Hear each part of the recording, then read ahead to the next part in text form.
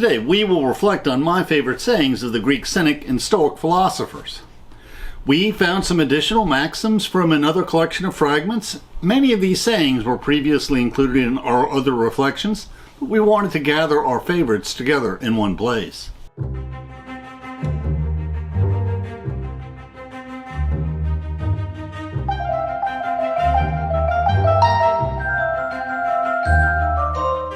Please, we welcome interesting questions in the comments. Let us learn and reflect together.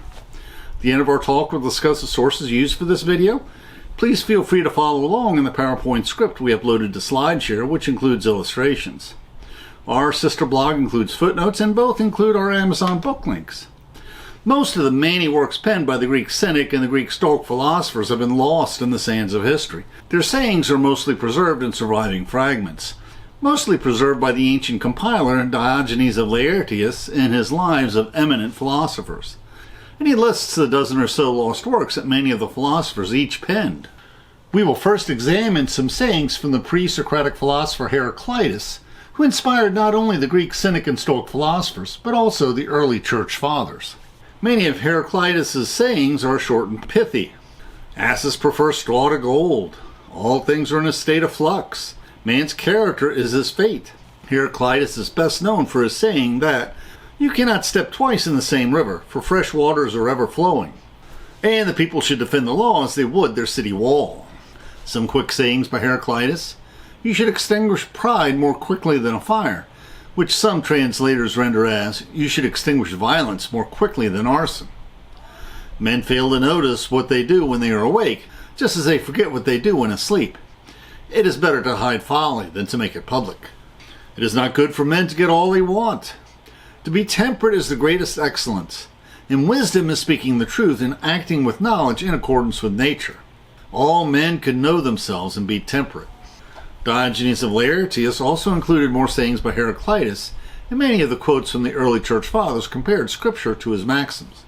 Antisthenes, the first Cynic philosopher, walked 5 miles a day to listen to Socrates, finding inspiration in his simplicity and his hardiness, adopting his ascetic practices. He emulated the impassivity of Socrates. He refused to allow base passions to rule his life.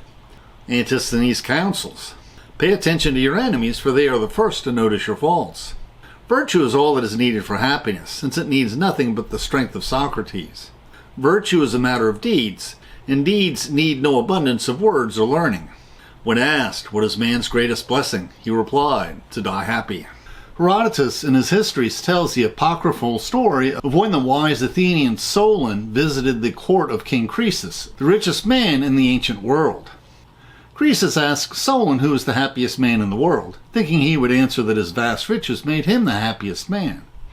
Solon answered otherwise, adding that you will only know on the day of your death whether you will be ultimately happy. One saying of Antisthenes reminds us of what Jesus once said.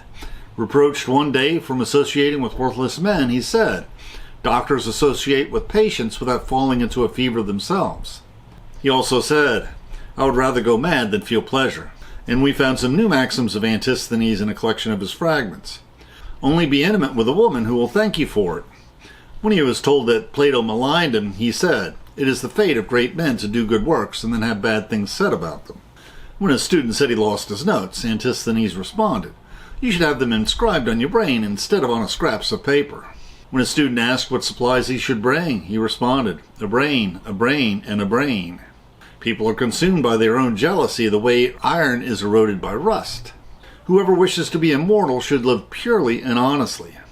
States begin to fail when they cannot tell the bad citizens from the good. Antisthenes was one of the guests in Xenophon's Symposium, where he boasted of the riches of his poverty. Diogenes was an exile in Athens who wanted to study under Antisthenes.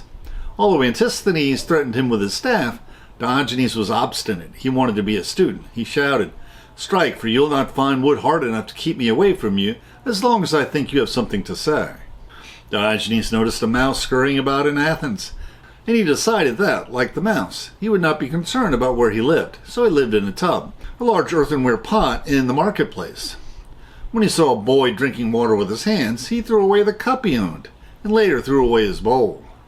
He went barefoot even in the winter. His possessions consisted of a cloak and what he could carry in a knapsack.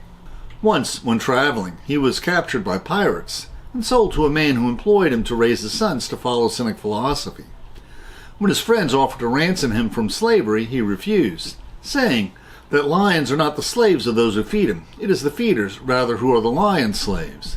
For fear is the mark of a slave, and wild beasts make men fearful. When Alexander the Great sought him out in Corinth, he asked Diogenes, "Ask for whatever you desire." Diogenes replied, "Stay out of my light."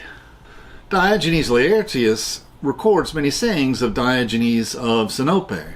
People exert themselves when exercising at the gymnasium, but make no effort at strengthening their character.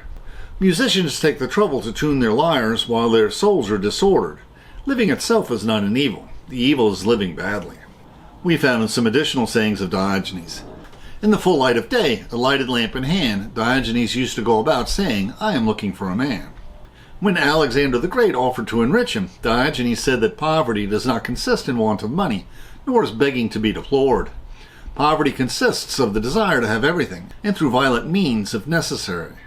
When Plato defined a man as a featherless biped, Diogenes plucked a chicken, proclaiming, "There's Plato's man for you."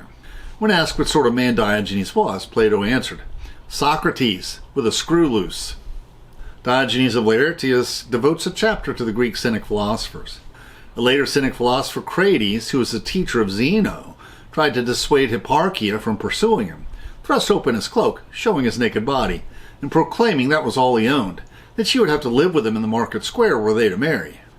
Zeno came to Athens after he was shipwrecked, where he studied philosophy under the Cynic philosopher Croesus. He gave his philosophical lectures while walking in the painted Stoa, a covered walkway in the Agora of Athens.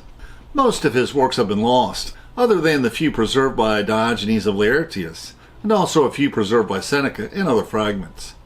Zeno may have been the first philosopher to remind us that the reason we have 2 ears and 1 mouth is so we can hear more and talk less. As a young student, Zeno consulted an oracle on what he should do to live the best life. The oracle replied that he should have intercourse with the dead.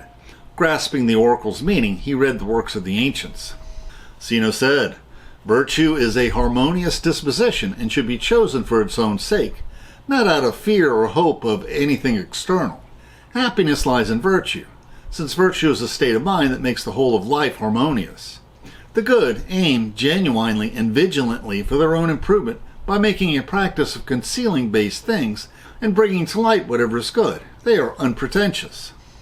And we also reflect on the favorite sayings of the Roman Stoic philosophers. Now we'll discuss the sources we use for this video. We highly recommend this version of Diogenes Laertius' Lives of Eminent Philosophers.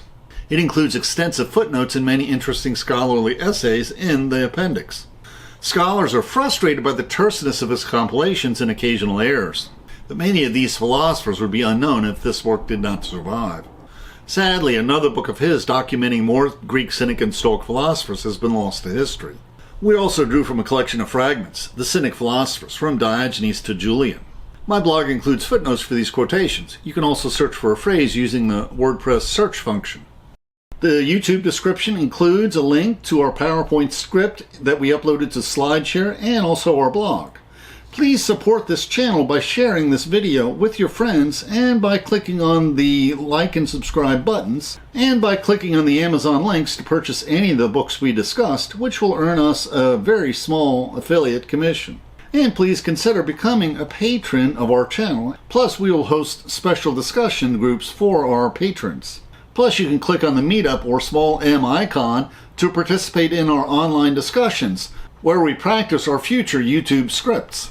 And please click on the links for other videos that will broaden your knowledge and improve your soul.